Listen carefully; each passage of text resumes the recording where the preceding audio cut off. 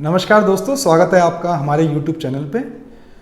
आज हम बात करेंगे हेयर ट्रांसप्लांट के बारे में और मेरे कुछ मित्रों ने कुछ सवाल पूछे हैं, उनका मैं जवाब देने की कोशिश करूंगा।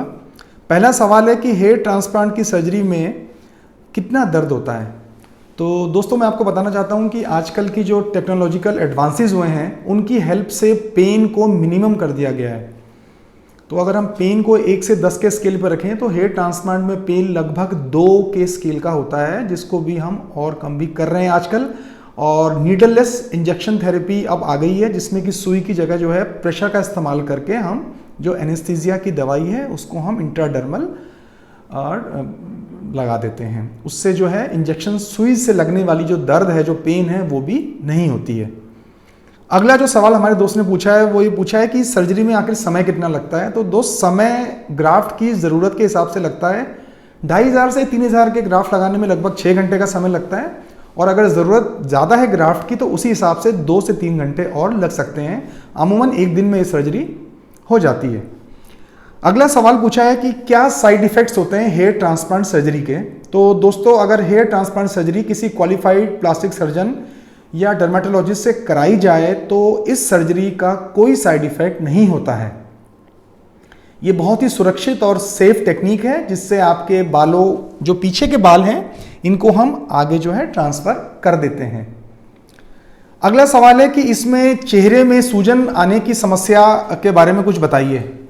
तो दोस्तों, कभी कभी कुछ लोगों में हल्की सूजन ऑपरेशन के तीसरे से चौथे दिन आ सकती है, आंखों के नीचे हिस्से में या साइड्स में, जो कि बहुत मामूली होती है और जो कि नॉर्मल है, जो किसी तरह का साइड इफेक्ट नहीं है। जो दवाइयाँ दी जाती हैं एनेस्थीसिया की और अन्य दवाइयाँ यहाँ पे ऊपर के हिस्से में जहाँ बाल लगाने हैं, वो हो सकता है 2 से 3 दिन के बाद थोड़ा ट्रेवल करके नीचे आ जाएं और वो कुछ दिनों में खुद ही चली जाती हैं। इसको अवॉइड करने के लिए अगर हम कम झुकें तो ये समस्या नहीं आती है। अगला सवाल पूछा है कि सर, बालों की डेंसिटी और डायरेक्शन का निर्धारण किस तरीके से होता है।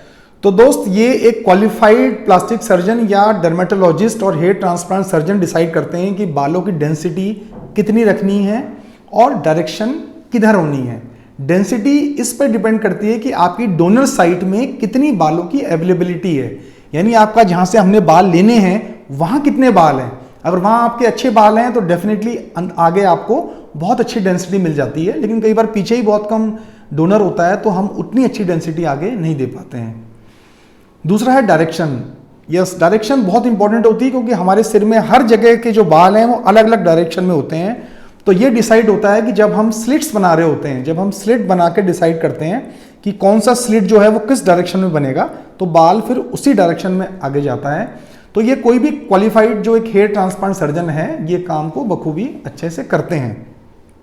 आखिरी सवाल हमारे मित्र ने पूछा है कि डोनर एरिया जो होता है वहां पे जो बाल आप निकाल लेते हैं, क्या वो बाल वापस आ जाते हैं।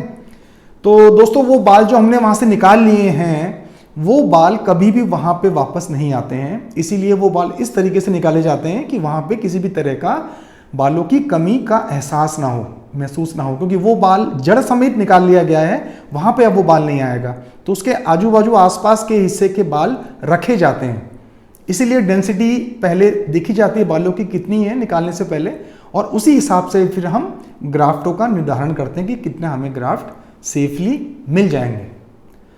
इसी तरह की और जानकारी के लिए दोस्तों हमारे YouTube चैनल से जुड़े रहें, और आपका बहुत बहुत धन्यवाद। Thank you.